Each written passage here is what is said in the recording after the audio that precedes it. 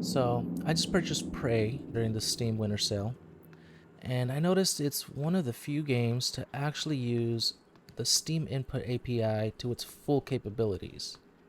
So what that means is I'm not emulating an Xbox controller like I have to do for most games, and I'm not then limited to the capabilities of an Xbox controller. So as you can see, one of the main advantages right now is I'm getting on-screen button prompts for my DualShock 4 here. And here's one of the cooler things though. You can see right now my button to climb is the X button here. So if I decided to switch around my button inputs here through the Steam overlay, edit my controls so that, say, square is the select option here. No, sorry. I have to be in my in-game options, not menu options here. In-game controls. Change square to be jump slash ascend, and X be interact slash reload. Now if I jump into game, see, now my button to climb is square instead of X. If I go to a computer here, my button to use it is now X instead of square, as it previously was. Let's change that back to the default configuration that the developers created here. One thing to note, their default controls make this stick way too sensitive for me. But that's how I like it right there.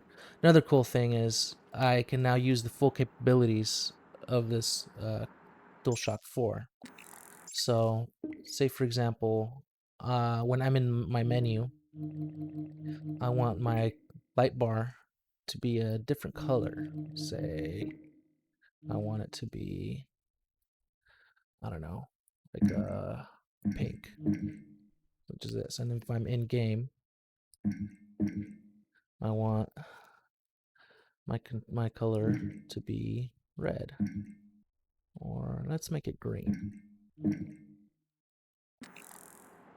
Now you can see it's this greenish color I chose, and if I pause, now the light bar's this pinkish color.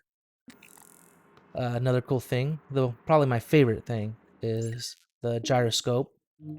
So if I'm in game, I have multiple in-game options here, and aim is what's the default way to use controls, like on the right stick here. And what's cool about this is I'm not emulating a mouse, and I'm not emulating uh, a joystick. So these are actual controls that the game is basically taking into consideration now, rather than overriding a mouse. You won't get any flickering prompts on screen like you'd often do with other games. And I can now move my controller around while walking around. And you can adjust the sensitivity individually for, say, the aiming on your right stick and on your gyroscope. Sorry, in-game controls here.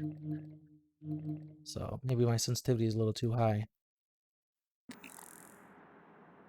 And it's a little jittery because the DualShock 4's polling rate isn't that great in comparison to, say, the Steam controller. So let's just disable that for now. So another cool thing is button prompts. Like I said earlier, they change dynamically based on your controller. So if I were to say switch to Steam controller here, I will now see button prompts for the Steam controller. So I've got right grip to take, hold A to drink,